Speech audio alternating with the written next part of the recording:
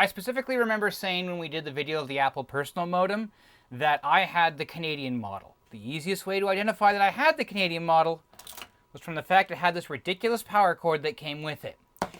And the box really isn't anything all that special. We already know how the Apple personal modem works. We already know what the Apple personal modem looks like. However, what does the American version of the Apple personal modem look like? There's no difference at all. Absolutely nothing. Electronically, they are the exact same devices. They have all the same connectors.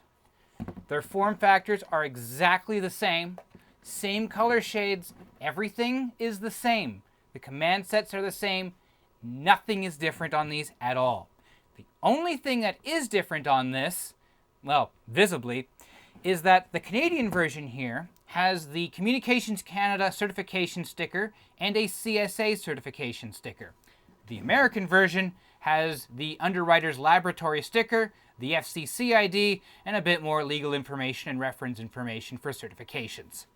Other than that, they plug in the same way, they use the same power, everything's the same. And yet, for some reason, I say the American version is better. Why? Because of something that's not on the modem itself, it comes with the modem. And that's this.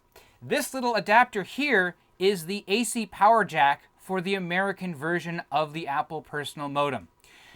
The only thing that's different about this is that the keying is slightly different compared to the Canadian version. So why the heck is it keyed slightly differently? Well, okay, so the normal way you'd use this is that you would take the power connector and snap it in. And then from there, it just plugs into the wall. Nothing special about it. But what about in a power bar? Well, let's take this Dynamark, which is totally a knockoff of a Noma, and we plug into there. That doesn't seem like a great idea, does it? No. Let's move it out of this socket and move it over to this one. Well, I mean, it works, but it basically steals every single plug. Yeah, I can't even plug in on the end here because it blocks it off. So that's a very inefficient use of a power bar as well. So this is where the magic of this actual American AC connector comes in. Because it's not keyed, you can flip it over, and because it's AC, you can do this. And because the ground pin is in the middle here, you can plug it in backwards. So what's the advantage of doing this? Well, you can't plug into any of these, but on the end of the power bar, I can just plug it in right to the end of the power bar. Way more space saving, way more ergonomic, way more economical. It does use more floor space, but it's sitting on the floor directly. And it's not just with these inline power bars either. I have another one here. Here we go.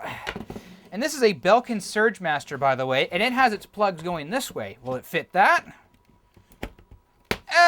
Well, it kind of does. I think this is one of those situations where really... do you want to flip it over? Well, no, that just makes it absolutely worse. So, no, this is one of those few times where the Canadian version, and I'll just plug it in here, works a hell of a lot better. It uses this large piece of cord, but still, I like this. I like this a lot. It's a lot more self-contained. It looks a lot nicer. This is exactly what you see in the documentation, unless you're in Canada, but whatever. And yeah, the Apple Personal Modem, American edition, really not much different than the Canadian edition. Hope you're informed.